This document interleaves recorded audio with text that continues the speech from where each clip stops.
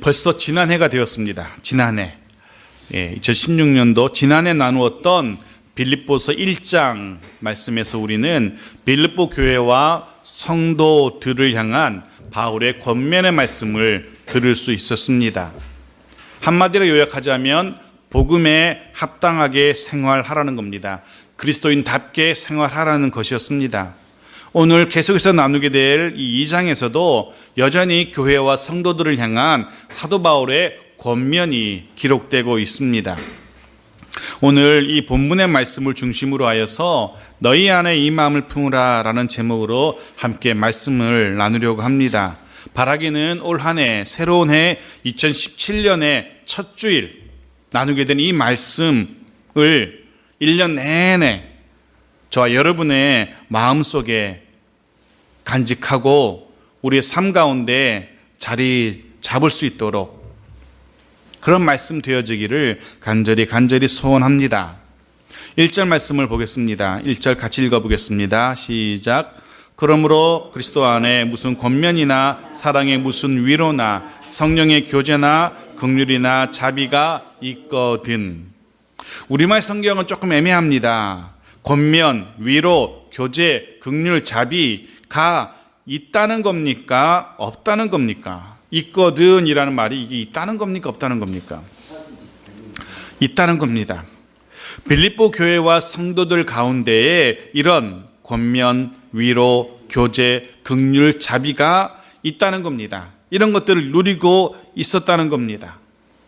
그러게 먼저 그들이 누리고 있었던 이런 것들이 무엇이었는지 잠깐 살펴볼 필요가 있습니다. 먼저 그리스도 안에 권면이 빌립보 교회 또 성도들 가운데 있었습니다.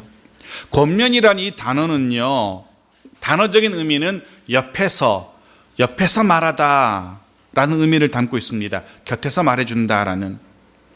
빌립보 교회 성도들은요, 힘들어하는 지쳐있는 성도들 지체들을 보게 되었을 때 그냥 넘어가지 않았다는 겁니다. 낙심해 있고 슬픔에 잠겨있는 지체들을 발견했을 때 그냥 스쳐 지나가지 않았다는 겁니다. 그 곁에 머물러서 그를 위로하고 격려하고 그리고 기쁨과 슬픔을 나눌 줄 아는 그런 교회, 그런 성도들이었다는 겁니다. 그것도 자신이 가진 것으로 위로하고 나눠주고가 아니라 그리스도의 권면, 자신이 경험한 그리스도의 위로, 자신이 경험한 그리스도의 격려 이런 것들, 그것을 나눠줄 줄 아는 그런 교회와 성도였습니다. 또한 그들에게는 사랑의 위로가 있었습니다. 사랑의 위로. 권면할 때에 이게 나쁜 마음으로 상처 입히려고 죄를 들추고 찌르고 이런 모습이 아니라 그들 마음 가운데 그의 전제는 사랑의 마음이 가득했다는 겁니다. 흔히들 그런 말 하지 않습니까? 영혼 없는 위로 이런 말 많이 쓰는데 마음이 전혀 없는, 진심이 없는 위로가 난무한 세상입니다. 하지만 빌립보 교회와 성도들은 그리스도 예수 안에서 그 사랑으로 위로하고 격려해 줄 알던 그런 교회와 성도들이었던 겁니다. 또 한 가지 빌립보 교회와 성도는 성령의 교제가 있었던 교회였습니다. 성령의 교제. 인간적인 친분을 쌓고 세상적인 오락을 즐기던 그런 교회가 아니었다는 겁니다. 성령의 인도하심을 따라서 참된 진정한 그리스도인의 교제가 있었던 교회였습니다. 그리고 마지막으로 긍휼과 자비가 풍성한 교회였습니다. 주님으로부터 경험한 그런 긍휼과 자비를 자신만 누리는 것이 아니라 나눠줄 줄 아는 그런 교회였다는 겁니다. 자기 혼자만 받아 누리는 그런 이기적인 교회가 아니었다는 겁니다. 이런 모습들, 분명 이 시대의 교회들이, 이 시대의 성도들이 본받아야만 하는, 본받고 싶은 그런 모습임에 분명합니다. 그러기에 새해 첫 주일 우리 장성교회도 이 말씀을 나누면서 우리도 이런 교회로 성장하기를 기도합니다. 그리스도 안에 권면이 있는 교회, 사랑의 위로가 있는 교회, 성령의 교제가 있는 교회, 주님의 긍휼과 자비가 있는 교회, 올 한 해에 이런 교회와 성도들로 조금씩 성장해가고 자라갈 수 있는 그런 교회 되어지기를 소원합니다. 그런데요, 이런 아름답고도 좋은 모습 속에서 빌립보 교회 가운데 없는 것, 부족한 것이 한 가지 있었습니다. 그것을 이제 사도 바울이 2절부터 4절까지 해서 권면합니다. 빌립보 교회가 미처 갖추지 못한, 빌립보 교회가 놓치고 있었던 모습. 2절 말씀 보십시오. 같이 읽겠습니다. 마음을 같이하여 같은 사랑을 가지고 뜻을 합하며 한 마음을 품어. 1절에서 2절이 이렇게 이어집니다. 너희가 그리스도 안에 권면 가지고 있지 않니? 너희가 사랑의 위로 나누고 있지 않니? 너희가 성령의 교제 누리고 있지 않니? 너희가 주님의 긍휼과 자비 경험했지 않니? 여기까지가 전제가 됩니다. 이렇게 누리고 있고 가지고 있지 않니? 그리고 이어집니다. 2절로 그렇다면 이러해야 한다 라는 사도 바울의 간절한 명령이 이어집니다. 너희가 이런 것 있지 않니? 있거든. 그러니까 이제는 이러해야 한다. 이러해라 라고 명령합니다. 이해되실 겁니다. 주께서 너희에게 이런 것을 누리게 하셨다. 그러니까 너희는 마땅히 이러해야 한다 라고 사도 바울이 권면하고 있는 겁니다. 이 사도 바울의 권면은 또한 오늘을 살아가는 이 시대의 교회와 성도들이 들어야 할 권면이기도 합니다. 그 첫 번째, 사도 바울이 권면하는 첫 번째가 한 마음을 품는 겁니다. 한 마음을 품어 마음을 같이하여 같은 사랑을 가지고 뜻을 합하여 한 마음 품는 겁니다. 마음을 같이 한다는 것은 같은 것을 생각한다는 겁니다. 같은 마음이라는 것은 같은 걸 생각한다는 겁니다. 그 같은 것이 무엇이겠습니까? 예수 그리스도입니다. 모두가 예수 그리스도를 생각하면 한 마음 될 수 있는 겁니다. 같은 사랑도 역시 마찬가지입니다. 같은 사랑, 무엇을 사랑하는 것입니까? 예수 그리스도를 사랑하는 것입니다. 뜻을 합하는 것도 똑같습니다. 예수 그리스도로 우리의 뜻을 모으는 것입니다.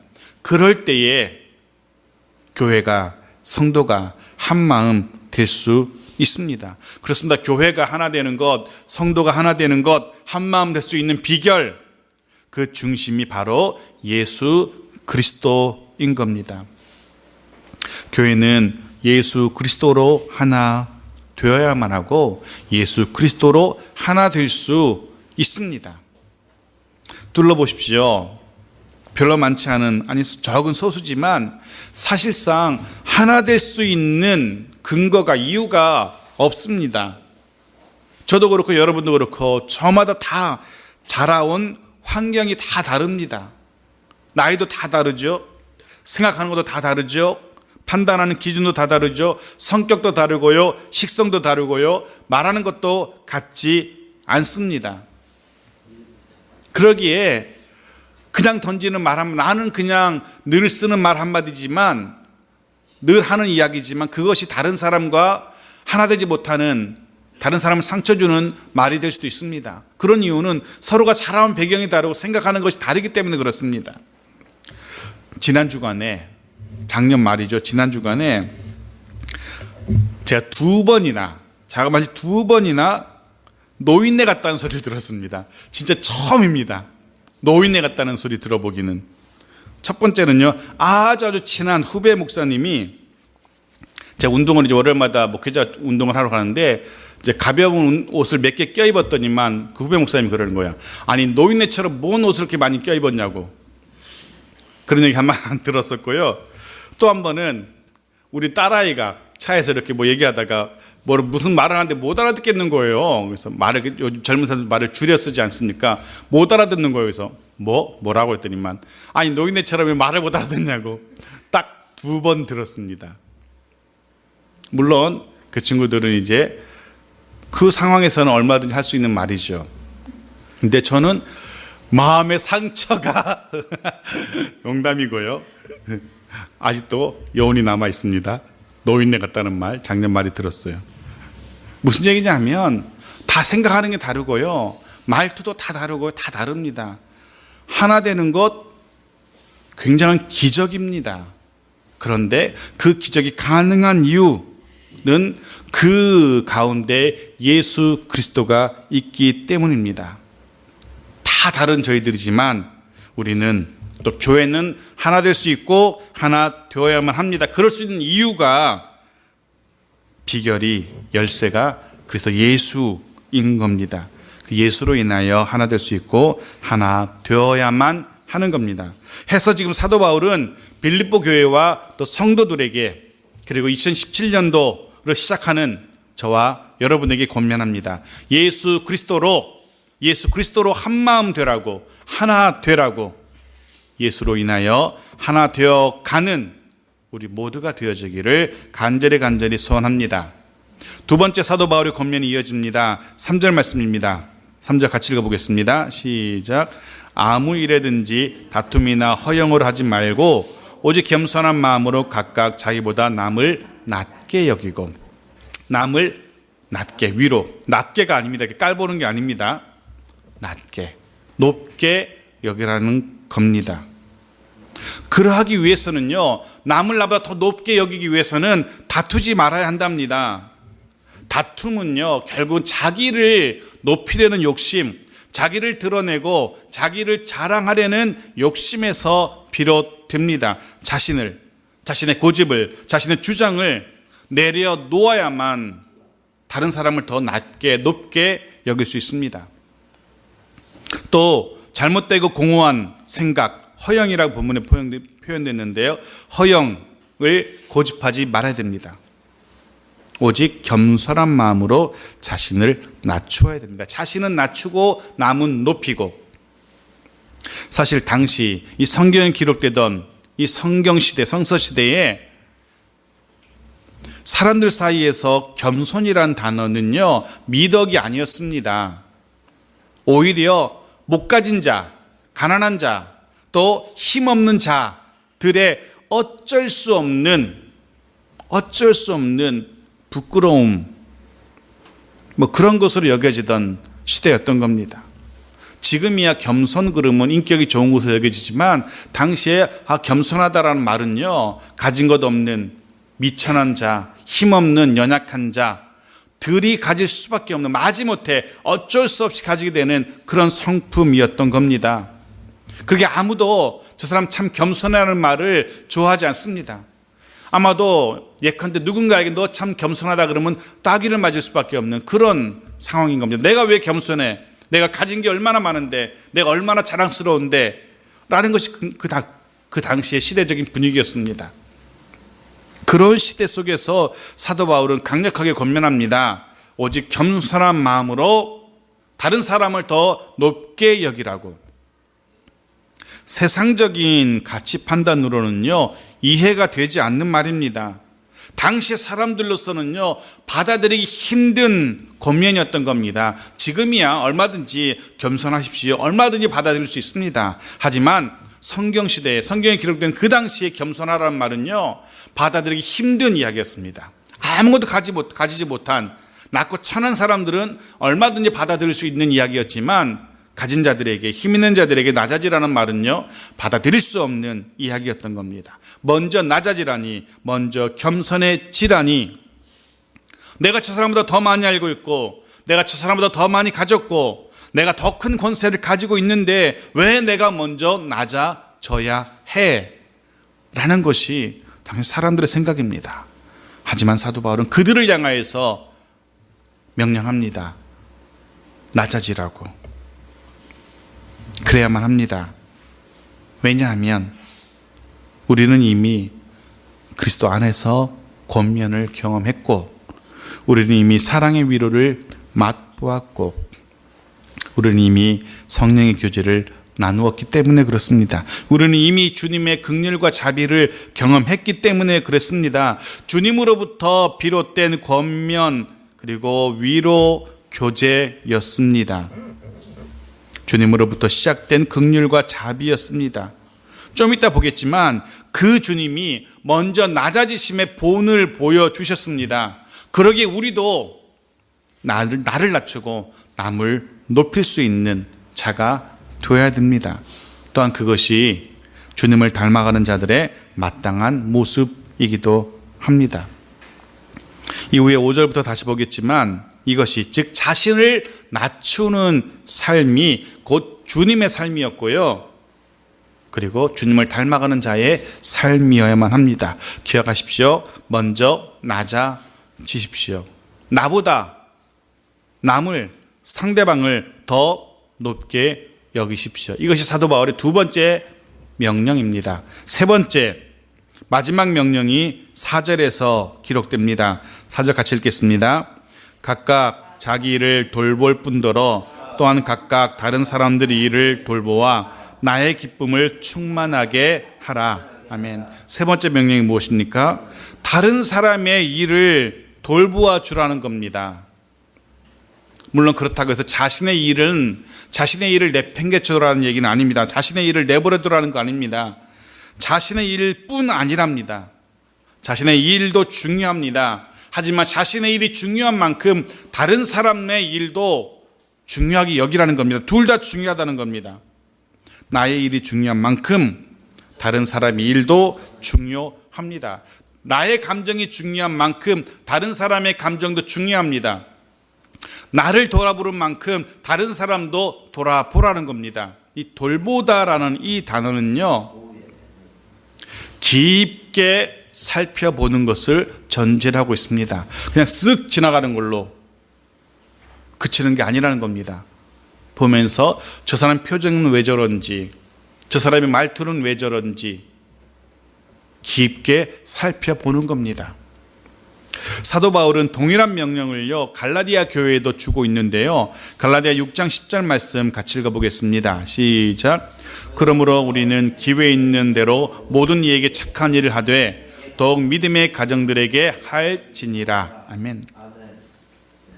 힘이 되는 대로, 기회가 있는 대로, 여력이 있는 한 내일처럼 다른 사람의 일도 나처럼 다른 사람도 세밀하게 살피고 도우라는 겁니다. 사실 사람들요 남의 일에 별 관심 없습니다. 그러니까 어울려 살아가는 사람들도요 남의 일에 별 관심이 없는 게 사실입니다. 솔직한 고백입니다. 유명한 알버트 슈바이츠 박사가 이런 말을 남겼습니다. 우리는 늘 같이 있지만 외로움으로 죽어간다. 우리는 늘 같이 있지만 외로움으로 죽어간다. 정말 딱 맞는 이야기인 것 같습니다. 심지어는 옆집에서 홀로 사는 노인네가 죽어가도 모르는 시대입니다. 아무도 관심 갖지 않습니다. 이게 어쩔 수 없는 세상의 모습입니다. 이게 어쩔 수 없는 현실 속의 세상 사람들의 모습입니다. 옆에서 사람이 죽어가건 말건 관심이 없습니다. 우리 뉴스에서 보지 않았습니까? 자신을 태우고 가던 택시기사가 숨을 헐떡이며 의식을 잃고 죽어가고 있는데도 버젓이 자신을 내려서 자신의 골프 가방을 챙겨서 다른 택시를 타고 떠나버리는 세상입니다. 생사를 넘나드는 응급환자를 태운 구급차가 아무리 응급 사이렌을 울려대도 앞에 차들은 꿈쩍도 하지 않는 것이 세상의 현실입니다. 이것이 세상 사람들의 모습입니다. 아무도 다른 사람이 내일처럼 관심 두지 않습니다. 하지만 우리는 달라야만 합니다. 하지만 우리는 다를 수 있습니다. 왜 달라야 되고 왜 다를 수 있습니까?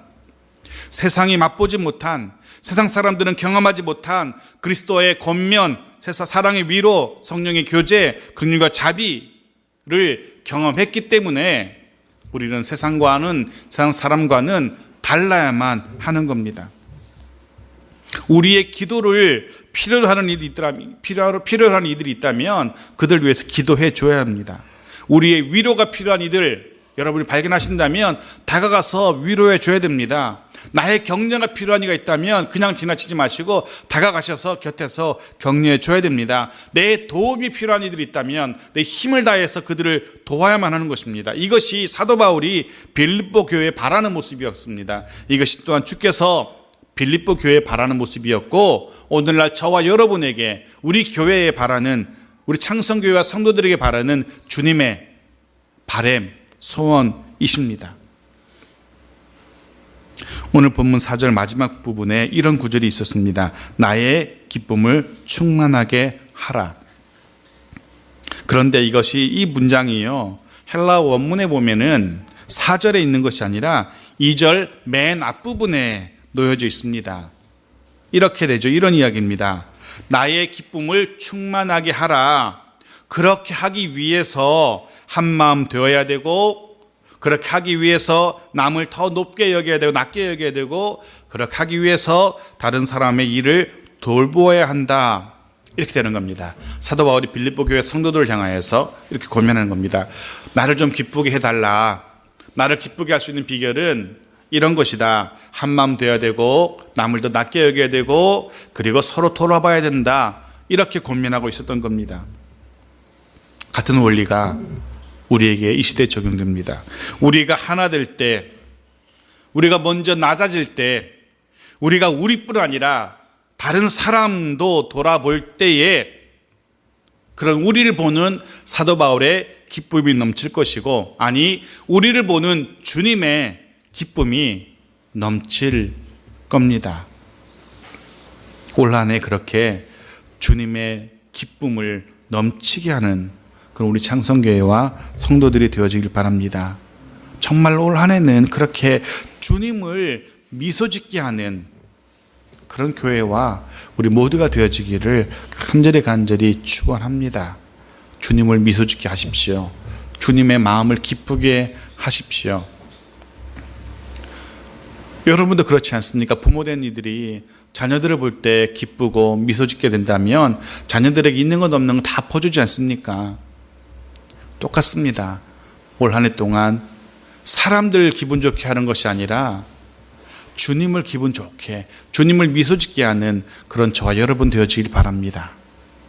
자, 여기까지 정리해 보겠습니다. 사도 바울은 1절부터 4절까지 해서 그리스도인의 마땅한 합당한 삶의 태도를 권면하고 있습니다. 하나됨, 낮아짐, 서로 돌봄, 이 세 가지 꼭 기억하십시오. 하나됨, 낮아짐, 서로 돌봄. 너무 간단하죠? 올 한 해 동안 우리가 우리 마음에 꼭 간직해야 되는 목표가 되었으면 좋겠습니다. 하나 되는 것이고, 내가 먼저 낮아지는 것이고, 또 서로 돌보는 것이고, 그리고 5절부터는 이렇게 이어집니다. 그렇게 하나 되고 낮아지고 남을 돌보았던 완벽한 모델, 본보기를 제시하고 있습니다. 누굽니까? 예수 그리스도입니다. 5절 말씀 같이 읽겠습니다. 시작. 너희 안에 이 마음을 품으라. 곧 그리스도 예수의 마음이니. 아멘. 이 문장은요, 조금 어려울 수 있습니다. 이게 어렵다는 게 왜 그러냐면, 문장이, 쉬운 성경 밑에 거 같이 읽어볼게요. 그럼 훨씬 더 와닿습니다. 쉬운 성경은 이렇게 번역하고 있죠. 같이 읽어볼까요? 시작.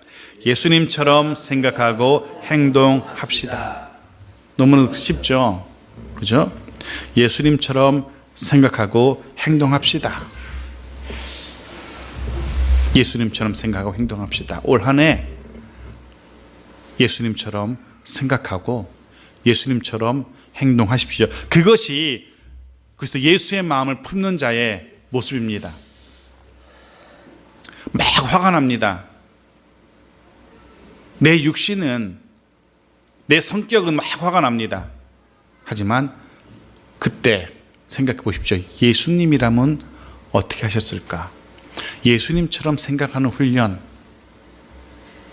예수님처럼 행동하는 훈련이 올 한 해 동안 매일매일의 삶 속에서 있기를 소원합니다.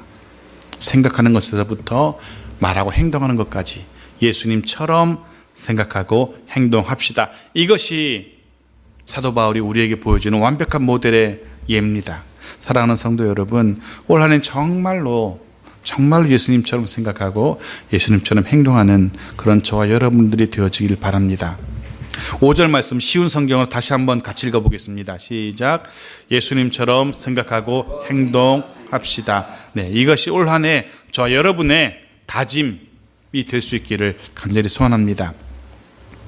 그러면서 예수님께서 어떻게 생각하셨고 어떻게 행동하셨는지 그 구체적인 예도 사도 바울이 우리에게 보여줍니다. 6절부터 8절까지가 예수님이 어떻게 생각하셨고 어떻게 행동하셨는지를 보여줍니다. 6절부터 8절 같이 읽어보겠습니다. 시작.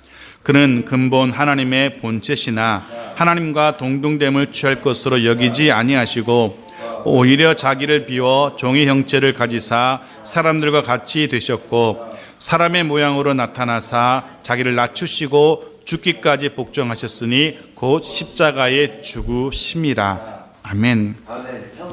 사실 이 본문은요, 굉장히 교리적으로 신학적으로 굉장히 중요한 본문이라서 이거 하나만으로도 몇 시간을 이야기해야 되는 단어 하나하나만, 뭐 본체라는 단어, 동등됨이라는 단어, 뭐 취한다는 단어, 비웠다는 단어, 뭐 이런 하나하나가 전부 다 신학적으로 중요한 단어이기는 하지만 오늘은 뭐 그것들을 이야기하고 싶지는 않고요. 이 속에서 주님이 어떻게 생각하셨고 어떻게 행동하셨는지를 발견할 수 있기를 원합니다. 예수님의 근본, 즉 본질, 존재 자체는 하나님이셨습니다. 높고 높은 하나님이셨습니다. 그런데 스스로 낮아지셔서, 사도 바울은 빌립보 교회 성도들에게 낮아짐을 교훈했었죠. 지금 그 본을 보여줍니다. 스스로 낮아지셔서 사람이 되셨습니다. 외형만 사람의 껍데기를 입고 실제로 그 속은 신의 모습. 요즘 TV 드라마에서 도깨비가 나와가지고 난리던데 뭐 완전히 무슨 신처럼 이렇게 막 그러던데요. 뭐 사람 껍데기는 입었지만 실제로는 도깨비인 것처럼 우리 주님은 그런 모습이 아니었습니다. 껍데기는 사람인데 속은 막 하나님, 이런 존재가 아니라 사람이 실제로 사람이 되셨고 사람으로 사셨습니다. 하늘에서 땅으로 낮아지셨습니다. 신의 영역에서 사람의 영역으로 낮아지신 것입니다. 그리고 더 낮아지셨습니다. 십자가의 죽으심이라 라고 표현하고 있죠. 십자가에 죽으신 겁니다. 십자가에서 당하는 죽음은요, 당시 가장 잔인한 죽음이었고 또 가장 수치스러운 죽음이었습니다. 죽는 수간까지 모욕을 당하는 그런 죽음이었습니다. 심지어는 유대인들에게는요, 그 나무에 달려서 죽는 것은요, 저주를 받았음을 드러내는 저주받은 자의 증표였습니다.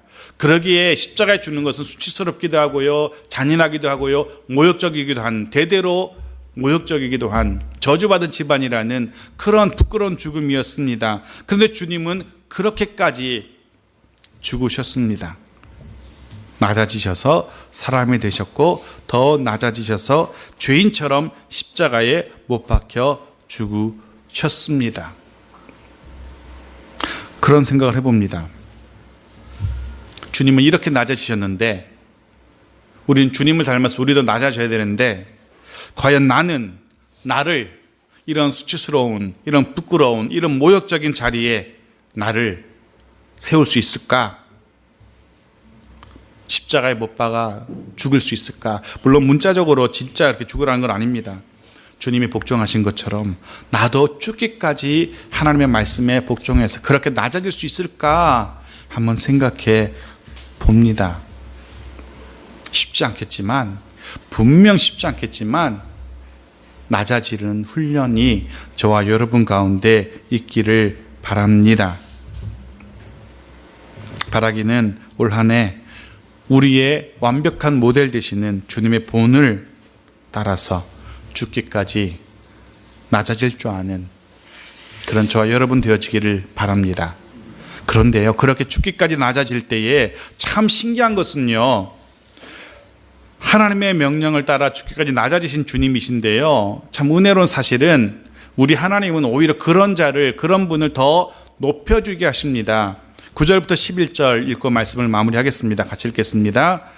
이러므로 하나님이 그를 지극히 높여 모든 이름 위에 뛰어난 이름을 주사 하늘에 있는 자들과 땅에 있는 자들과 땅 아래 있는 자들로 모든 무릎을 예수 이름에 꿇게 하시고 모든 입으로 예수 그리스도를 주라 시인하여 하나님 아버지께 영광을 돌리게 하셨느니라. 아멘. 아버지 하나님께서 낮아지신 아들 예수를 높이셨습니다. 모든 이름 위에 뛰어난 이름을 주셨습니다. 이름이라는 것은요, 신분까지 포함하고 있는 겁니다. 즉 가장 높은 위치에까지 올리신 겁니다. 그 결과 모든 피조 세계가 예수 그리스도를 그 앞에 무릎 꿇게 되고요, 모든 사람이 예수 그리스도를 주라, 주인이라 시인하게 되어졌습니다. 낮아지니까, 주님이 스스로 낮아지니까 하나님은 오히려 그 주님을 가장 높은 곳으로 올리셨습니다. 이런 은혜가 저와 여러분 가운데 있기 원합니다. 주님을 본받아 낮아지게 되어지는 우리 모두 되어지고, 하나님으로 인하여서 오히려 높아지는 그런 은혜를, 그런 영광을 누리게 되어지기를 소원합니다. 먼저 낮아지십시오. 그러면 하나님이 높여주시는 것을 경험하게 될 겁니다. 모든 일들이 우리 앞에 엎드리는 은혜와 복을 경험하게 될 겁니다. 2017년도 우리들 한 사람 한 사람, 우리 가정마다, 우리 교회에 이런 하나님의 높여주시는 은혜가 임하기를 간절히 축원합니다. 말씀 마칩니다. 기억하십시오. 예수 그리스도의 마음으로 한 마음 되는, 하나 되는 교회와 성도, 예수 그리스도의 낮아지심처럼 낮아지고 남을 나보다 더 높게 여기는 교회와 성도, 예수 그리스도께서 우리들을 위하여, 우리들을 돌보시기 위하여 이 땅에 오셨듯이 서로를 돌아보고 관심 가져주는 교회와 성도로 성장하는 올 한 해가 되어지기를 주의 이름으로 축원합니다. 무엇보다 너희 안에 이 마음을 품으라 말씀하시는, 예수님처럼 생각하고 행동하라 말씀하시는 그 말씀대로 살아가는 복된 저 여러분의 올 한 해 되어지기를 주의 이름으로 축원합니다. 아멘.